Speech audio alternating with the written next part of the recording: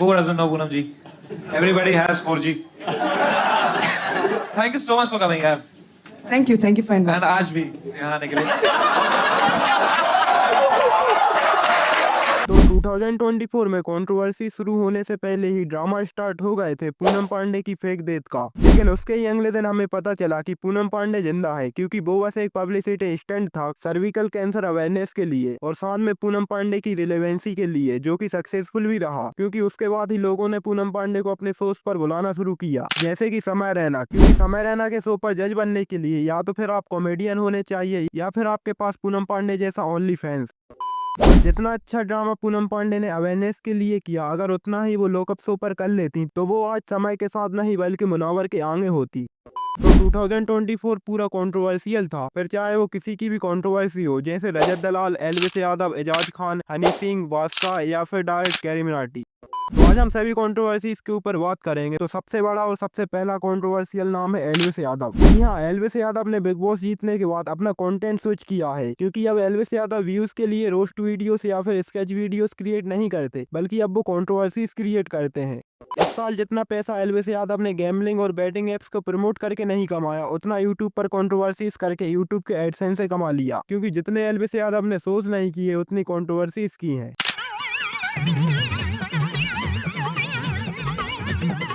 बोल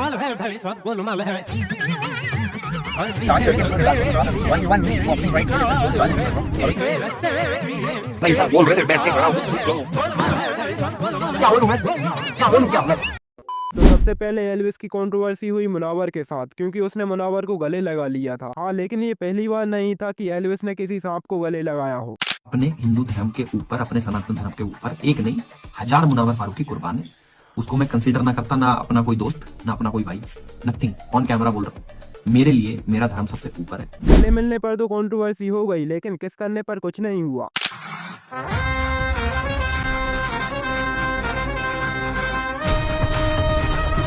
किस करने पर इसलिए कुछ नहीं हुआ क्योंकि लोगों को पता था इन दोनों के बीच कुछ तो है, भाईचारा।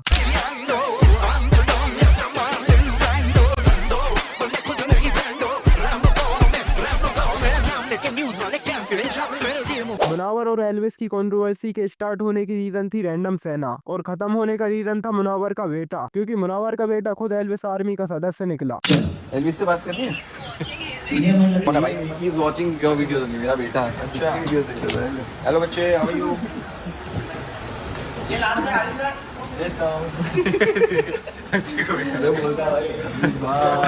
लेकिन मुनव्वर और एल्विस दोनों ने अभी साथ में बहुत सी वीडियोस बनाई और बहुत से शोज भी साथ में गए। बस एक जगह जहां साथ नहीं गए वो है जेल। एल्विस भाई और मुनव्वर जो हैं वो दोनों बहुत बेहतरीन लोग हैं। एक तो काम बहुत है इनके पास, पूरे साल बिजी रहते हैं, 6 महीने जज करते हैं और 6 महीने जज के सामने माफी मांगते रहते हैं। इतना भाईचारा है इनका। बाहर भाई साहब आप लोग तो देख ही रहे हो, हैशटैग मुनविश ट्रेंड कर रहा है। मतलब क्या प्यार है आप लोग का भाई आपस में, बहुत अच्छी बात है। मतलब मैं तो बचपन में जब हिंदी की टीचर पढ़ाती थी और हमें कई मुहावरे पढ़ाती थी, हमें समझ नहीं आता था कि मुहावरे ये यूज कहाँ आएंगे, अब जाके यूज आ रहे हैं। चोर चोर मसेरे भाई। एल्विस भाई अपनी आर्मी को बोलना बाहर मुझे परेशान ना करे, बहुत ट्रोल करती है भाई वो, मतलब चाटे चूटे मारने लगती है, मुझे बहुत डर लगता है। मतलब मुझे पैसे मिले भाई ये बोलने के लिए, और आपको भी मिले, लेकिन बेहतर मैं कर रहा हूँ। लेकिन हाँ, लेकिन एल्विस पहला ऐसा क्रिएटर है जिसका कंटेंट नहीं बल्कि फैन बेस अच्छा है और साथ में खतरनाक भी। इसके ही बाद एक और एल्विस की कंट्रोवर्सी हुई, जो कि करियर और फॉलोअर्स चेंजिंग थी मैक्सटन के लिए। जब लड़ाई हुई, लड़ाई के बीच में ही एल्विस ने मेरे को लगभग ये अपने घुटनों से नाक पे मारा, कई बार हाथों से मेरे सिर मुंह पे मारा। उसके बाद उसने बगल से एक फोन भी उठाया और फोन से मेरे स्पाइन पे मारा, और उसके बाद जान से मारने की धमकी भी दे दी। ऑफ कैमरा भी उसने कई बार जान से मारने की धमकी। एल्विस ने भी थोड़ा ट्राई किया था सॉरी बुलवाने के लिए, लेकिन मैंने उसको भी सॉरी नहीं बोला भाई। मैंने बोला मैं सॉरी तो नहीं बोलूंगा क्योंकि मैंने गलती तो की नहीं। तो मेरे को शुरू में सिर्फ यहाँ चोट आई, उसके बाद 1-1.5 घंटे बाद मेरे को यहाँ पे दर्द होना शुरू हुआ, और फिर 2 से 3 घंटे बाद मेरे पूरे स्पाइन में दर्द होना शुरू हुआ, और इस तरीके से हुआ कि मैं सो ही नहीं पाया। इसके बाद मैक्सटन ने वो की जिस चीज की एल्विस को आदत थी, FIR, जिसका रिजल्ट मैक्सटन को बहुत दिनों बाद मिला।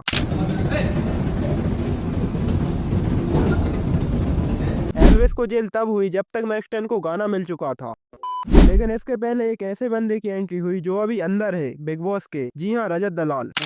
तो गाइस मेरा यही मैसेज है, मैं चाहता हूँ एल्विस मेरे घर आए, हमारे बड़ों के बीच में बात करे, और जो भी बड़े लोग फैसला लेंगे वो हम देखते हैं, और मैं कल बताता हूँ इसका पूरा। तो यही है कि हमारे बड़ों के बीच में बात एक बार होनी चाहिए। मेरी यही रिक्वेस्ट है एल्विस से कि वो एक बार घर आए और हमारे बड़ों के बीच में बात करें। भाई सब बोल रहे थे बैठ के कराओ कुछ सीन तो तुम सब रील बनाओ, हम चीज निपटवा देते हैं, ठीक है, ख्याल रखो। अगर एलविस यादव को कंट्रोवर्सीज की लिस्ट में कोई हरा सकता है तो वो है रजत दलाल। एलविस यादव और रजत दलाल में बस एक डिफरेंस है कि एलविस की बिग बॉस के बाद कंट्रोवर्सीज हुई और रजत की कंट्रोवर्सीज की वजह से बिग बॉस में सिलेक्शन हुआ। रजत दलाल और राजवीर फिटनेस की कंट्रोवर्सी को देखकर लग रहा था कि ये कंट्रोवर्सी नहीं बल्कि कोको कोला और पेप्सी की पब्लिसिटी कर रहे हैं। रजत दलाल ने सब कुछ कर लिया, जैसे सिंगा से सॉरी बुलवा लिया, राजवीर को सॉरी बोल दिया और पब्लिक का काट दिया, क्योंकि रजत दलाल पहला ऐसा फिटनेस इन्फ्लुएंसर है जो प्रोटीन पाउडर नहीं बल्कि बैटिंग एप्स को प्रमोट करता है। रजत दलाल ने सभी कंट्रोवर्सीज बस एक चीज के लिए की, कॉम्प्रोमाइज करने के लिए और साथ में फॉलोअर्स बढ़ाने के लिए भी। हमारी दलाल साहब से माफी मांगना और जाट समाज से माफी मांगना। तो भाई दलाल साहब से हाथ जोड़ के सॉरी है, कोई दिक्कत नहीं है। और दूसरा हमारे जाट भाई जितने भी हैं, चाहे हमारे मेरे गुरुजी हैं जाट और हमारे रूबल भाई जाट है, तो सारे भाइयों से जाट कम्युनिटी से, तो भाई उनसे भी सॉरी है। इन सब के अलावा एक और never ending controversy, Honey Singh versus whole MTV असल जज। तो मेरे हेटर्स को हेट मत करो, वो मेरी ही औलादे हैं, वो मेरी ही है नस्ल, कभी करते थे जज हसल।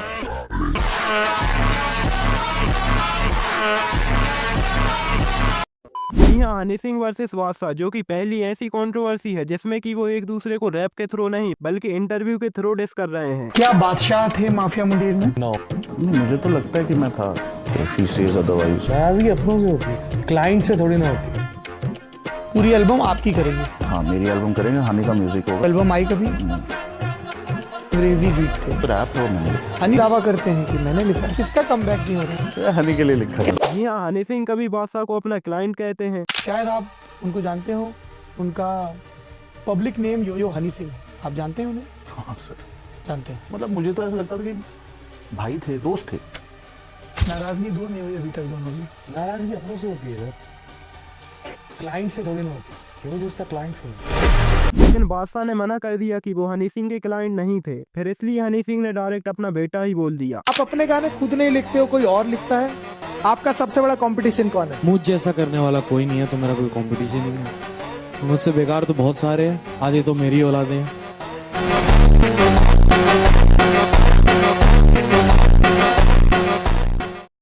इसके अलावा इस साल का सबसे बड़ा क्वेश्चन कि ब्राउन रंग किसने लिखा है। बस लोगों को ब्राउन रंग सॉन्ग के बारे में एक चीज ही पता है कि गाया किसने है। तब हमने ब्राउन रंग लिखा। ब्राउन रंग आपने लिखा है? जी। इस पर भी वो राजी नहीं है। तो सारे गाने मैंने लिखे थे, कोई घोस्ट राइटर नहीं था। अगर कोई कहता है कि किसी ने फलाने गाने लिखे तो उसने आज तक उन्हें लिखे नहीं लिख पाया ब्राउन रंग। बादशाह के पास अभी बहुत सी अच्छी चीजें हैं जैसे कि रोल्स रॉयस, बस एक चीज नहीं है, वो है ब्राउन रंग का क्रेडिट। ब्राउन रंग को हनी सिंह और बादशाह ने ही नहीं बल्कि सभी ने लिखा है। दोस्तों, इस वक्त एयरपोर्ट पे मैं हूँ और ब्राउन रंग समाज के एक और सदस्य हमको मिले। कौन क्या कहना चाहता है? पहले आज की ताजा खबर। आज की ताजा खबर आपने कहा कि आपने लिखा ब्राउन रंग। हाँ, और मैंने लिखा ना ब्राउन रंग। नहीं, मैंने ब्राउन लिखा था। कौन है ब्राउन रंग का असली लेखक? ताजा खबर। देखिए, ब्राउन रंग ऐसा गाना ही नहीं है जो कोई एक आदमी लिख सके, वो एक सामाजिक काम है। आप भी लिख सकते हैं। भंडारा है, कई लोगों का हाथ लगेगा। जी जी। इसके अलावा इस साल की biggest YouTube controversy Ejaz Khan versus Carry Minati.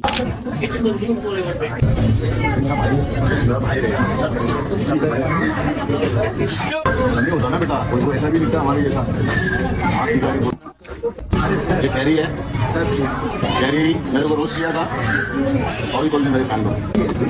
कभी कभी क्या होता है, हर बिल में हाथ नहीं डालने का, सब में चूहा नहीं होता है, किसी में सांप भी होता है। की कंट्रोवर्सी धीरे धीरे एजाज खान वर्सेस यूट्यूबर्स में कन्वर्ट हो गई। एक कैरी है, इसने मेरे पे रोस्ट बनाया था, मेरे फैंस को सॉरी बोलने चाहिए। 150 रुपए में पीछे चलने वालों को भीड़ बोलते हैं, फैंस नहीं बोलते। और इतने ही तेरे फैंस हैं तो इलेक्शन में खड़ा हुआ है, कितने लोग ऐसे बोलते हैं? पीछे क्यों पड़ गया है? कट मार दे रहे इसको, हम लोग ओची लोग हैं, ओची, ये सब बातें बाहर नहीं आनी चाहिए। इस कंट्रोवर्सी में कैरी मिनाटी ने सिर्फ एक गलती कर दी, एजाज खान को सॉरी बोलने की नहीं बल्कि बाद में एक और एजाज खान के ऊपर डेडिकेटेड रोस्ट न बनाने की। लेकिन फिर इसके बाद एजाज खान की कंट्रोवर्सी पर रजत दलाल की भी एंट्री हुई, क्योंकि अभी फॉलोअर सिर्फ एजाज खान के ही बढ़ रहे थे। और भाई जिसको नहीं पता, जिसको थोड़ा सा जो क्लियर नहीं आइडिया कि भाई हम ये क्या वीडियो बना रहे हैं, तो हमारे एजाज भाई ने भाई बहुत क्लियरली ये धमकी समझ लो, धमकी दी एक तरीके से कि भाई ये कर दूंगा, वो कर दूंगा, यहाँ नजर आ गए, वो कर दूंगा, यूट्यूबरों के साथ वो कर दूंगा। इंस्टा पे लोकेशन हम डालते हैं, ब्लॉग में लोकेशन हम डालते हैं, हर जगह लोकेशन हम डालते हैं, भाई को कांटेक्ट भी कर ले, कोई जवाब नहीं। ये सिर्फ इंस्टाग्राम के बन के रहेगी कि इंस्टाग्राम पे हवा जल्दी चल भाई, यहाँ पे सॉरी बुलवाऊंगा और चलो बोल। लेकिन फिर एजाज खान ने सिर्फ एक स्टोरी लगाकर एल्विस और रजत दलाल से कंट्रोवर्सी खत्म कर ली। वो जोकर लोगों ने वीडियो बनाई है कि एजाज भाई आपने हमको धमकी दी थी, हम लोग मुंबई आए हुए, बंद कमरे के अंदर बनाई हुई है, उसमें बम्बई किधर है और एड्रेस किधर है? अबे जंगल में मोर नाचा किसने देखा? और मिलूंगा एल्विस तेरे से आके, तू जहां भी रहेगा उधर आऊंगा और अकेला आके मिलूंगा तेरे से, और तेरे से भी दलाल, अकेला वन मैन शो, कोई आर्मी नहीं है रे मेरी, वन मैन आर्मी हूं मैं। भेज लोकेशन किधर है तू। लेकिन फिर इसके बाद एंट्री हुई राजवीर फिटनेस की, क्योंकि राजवीर को भी लगा कि अभी फॉलोवर्स सिर्फ रजत दलाल और एजाज खान के बढ़ रहे हैं, उसके भी बढ़ने चाहिए। लेकिन लास्ट में सब कुछ कॉम्प्रोमाइज हो गया। कभी बात किया तेरे से अभी भी देखो जानता हूं मैं, तूने मेरे को गाली दिया, मैंने तेरे को दिया मिनाटी की तूने सारा कुछ बोला, सारे यूट्यूबर को उठा के लाऊंगा, सारे नहीं, जो मेरे खिलाफ बोलेगा उसके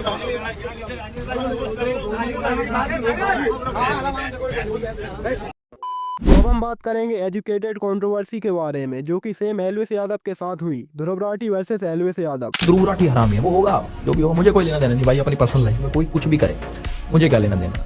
उसके कंटेंट में मैनिपुलेशन थी, जिसको मैंने पॉइंट आउट करा कि आप ये गलत कर रहे हो। उसके खिलाफ इतनी वीडियोज हैं, उसमें पॉइंट की बातें रखे जो मेरी वीडियो थी, उसमें वो पॉइंट उसने क्लियर नहीं कर रखा, वो मैनिपुलेट करता। मतलब अगर आप डीपली ये ऊपर से अभी इसके कमेंट सेक्शन में भी उसके बच्चे आ जाएंगे, कमेंट ऑफ मत करना, वो वाले मेरे वाले वो तो करता। तो मैं कहता हूँ डरपोक आदमी, मतलब उसको सिर्फ ये है कि मुझे कुछ बोलो मत, मैं किसी को कुछ भी बोलूं। ध्रुव राठी की कंट्रोवर्सी सिर्फ 5 साल में एक बार होती है, चाहे वो अभिमन्यु के साथ हो या फिर डायरेक्ट मोदी जी के साथ। लेकिन दूसरी तरफ जो लोग इनके खास हैं, उन्हें स्टेज पर बुलाओ, नरेंद्र मोदी उनके साथ हाथ मिलाएंगे। इन कई सारे मोदी की चरण वंदना करने वाले मोदी यूट्यूबर्स को यह अवार्ड दिया गया। को यही कहना चाहता हूँ कि इसे नमस्ते कहते हैं, चरण वंदना नहीं। But at the end Dhruv Rathee हार गया और साथ में उसकी फंडिंग पार्टी भी। इतनी बेइज्जती होने के बाद भी एल्विश का मन नहीं भरा, मुझसे कहने लगा कि काउंटर दो, कहाँ है काउंटर, कहाँ है काउंटर, काउंटर कहाँ है, काउंटर कहाँ है, जवाब कहाँ है, कहाँ है करना बंद कर दे कौवे की तरह। ये रहा जवाब। बस एक चीज कहूंगा, विक्टिम कार्ड मत खेलियो इस वीडियो को देखने के बाद, रोना धोना नहीं चलेगा। पहले भी तो टीवी पर बहुत रोए। एल्विस यादव वर्सेस ध्रुव राठी में एल्विस एक फूल था और ध्रुव राठी एक आम आदमी। इसके अलावा एक और लेटेस्ट एल्विस यादव की इनसिक्योरिटी वाली controversy, slay point versus Elvish Yadav.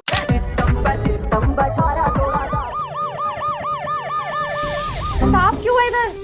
कहाँ से आए आप? बिग बॉस रोडी? यार तुम शो वाले बार बार गुंडों को लेने आ जाते हो यार। अरे मुझे गुंडा बनना है। अरे तो वेलकम ड्रिंक लाओ फिर। क्या पियोगे? दारू, प्रोटीन, स्नैक? नहीं, मुझे वैसे भी वॉशरूम जाना है, कहीं वॉशरूम वगैरह है यहाँ पे? अबे हम गुंडे बच्चों के मुंह पे ही कर देते हैं, न्यूज नहीं पढ़ती क्या? एक मिनट, एक बच्चा बोला था। नहीं, मुझे बस फेम के लिए गुंडा बना दो। अच्छा फिर आपको हमारी अग्रीमेंट एक्सेप्ट करनी पड़ेगी। आ जाइए, साइन, पेन। अबे अंगूठा छाप। क्या गुंडा बनेगी रे तू? चलो थैंक यू। गुंडा बनते ही आपको बिग बॉस का ऑफर आ जाएगा, जो आपने पहले ही एक्सेप्ट कर लिया है। स्ले पॉइंट ने एक रोस्ट वीडियो बनाई जिसमें 1-1.5 मिनट उन्होंने एल्विस यादव को रोस्ट किया, जिससे कि एल्विस यादव ऑफेंड हो गया और डायरेक्ट धमकी दे दी। तो स्ले पॉइंट को मैं दोबारा बोल देता हूँ, वीडियो के माध्यम से मेरा एक पार्ट हटा दो, एक दिन का टाइम दे रहा हूँ, आज तक। कल सुबह उठूंगा, मेरे को पार्ट दिख गया, फिर भाई साहब तुम्हारी मेरी राम राम है, फिर ये मत कहना भाई साहब ये क्या करा, ठीक है? बहुत प्यार से भाइयों की तरह मैं तुम्हें बोल रहा हूँ, तुम नए बच्चे हो, अच्छे बच्चे हो, समझ जाओ, ठीक है जी? और बाकी यूट्यूबर भाई देखी जाएगी तुम्हारी भी ना, अगर ये गए तो फिर गए। स्ले पॉइंट ने जो रोस्ट किया था उसमें वो इतना ज्यादा बिलो द बेल्ट नहीं गए थे जितना एल्विस यादव अपने ब्लॉग और ट्विटर पर गया। मतलब स्ले पॉइंट की वीडियो खतरनाक और ऑफेंसिव तो थी, क्योंकि उन्होंने डायरेक्ट एक रोस्टर को ही ऑफेंड कर दिया।